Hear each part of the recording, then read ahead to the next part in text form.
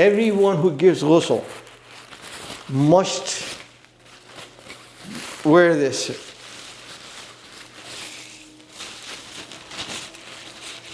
That when you stretch, it doesn't pull out. After that,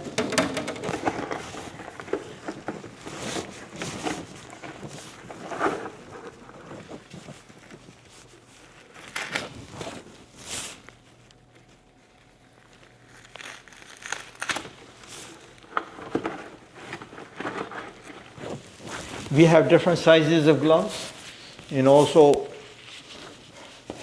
the ones that we normally use are thick. Okay.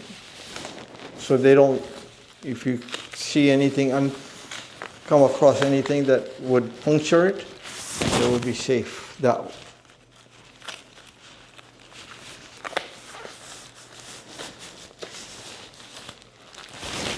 Now, once you put the gloves on,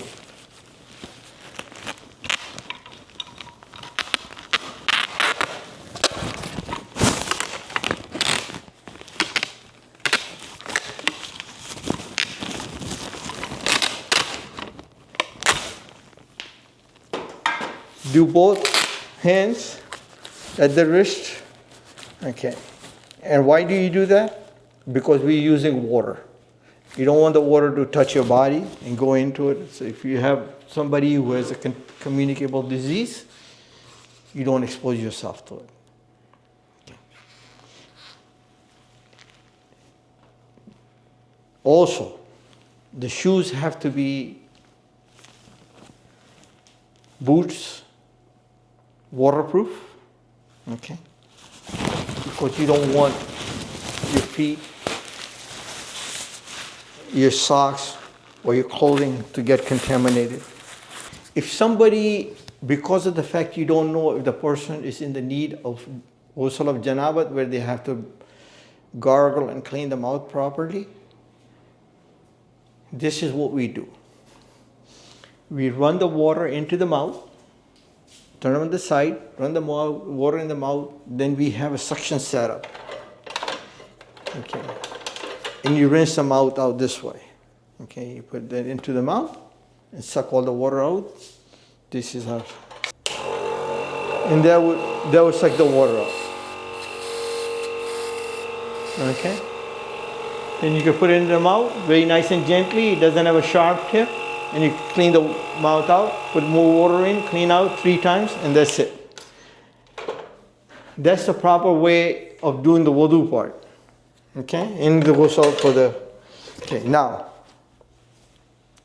the other thing is that the water here, the way it's set up is, we can run hot and cold water. This helps us. Once I set my temperature up and don't want to waste water, all I have to do is turn this off. And when I'm ready to use it again, I can turn it on. I don't have to worry about mixing it. We have the same setup in another room for the sisters. Okay? And they have their own supplies and everything that is needed. Okay. Now, this is the ghusl part. Okay. We do people who have unfortunately passed away from COVID. Okay, we have special gear for it. I'm just going to show it to you. I'm not going to put it on because these of those suits are like $100 a piece. Okay, but we do give them ghusl. Okay, we have a couple of people who are trained in infectious diseases, and they're the one who perform the ghusl. And we follow the guidelines of the state and the federal government regarding how to handle those remains.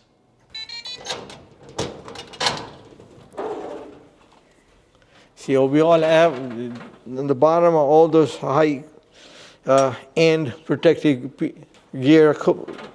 Okay, there's a full body suits, all that stuff that we need, all kind of mask.